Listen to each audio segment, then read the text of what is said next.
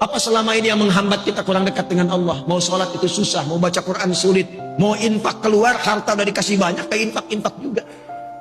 Sederhana. Mungkin ada yang haram yang masuk dalam tubuh kita. Ada yang haram yang masuk dalam tubuh seseorang, ya. Atau ada perilaku maksiat yang harus ditinggalkan. Itulah yang menjadikan seorang muslim mesti meninggalkan itu. Meninggalkan sesuatu yang dilarang kepada yang baik disebut dengan hijrah namanya. Jadi hijrah itu bukan masuk kelompok tertentu, ormas tertentu, keadaan tertentu, bukan.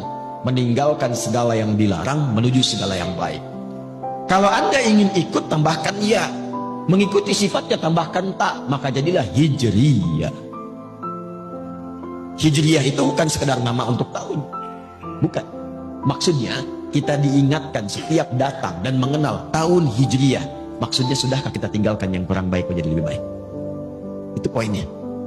Ish ma syi'ta fa innaka mayyit. Kalau masih belum paham, itu langsung silahkan hidup, nikmati, bebas, terserah kamu. Tapi ingat, kamu akan wafat. Hari pertama, bulan pertama di kalender hijriyah ini diberi nama apa namanya? Bulan apa? Bukan.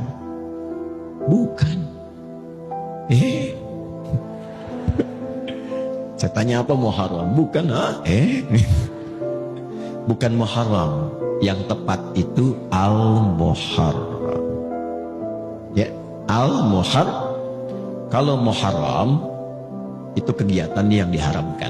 Mabuk Muharram, mencuri Muharram, berselisih Muharram, bertengkar haram, korupsi Muharram. Hukumnya disebut haram. Itu hukumnya. Kalau kita ingin jadikan pada komitmen waktu untuk meninggalkan segala yang dilarang.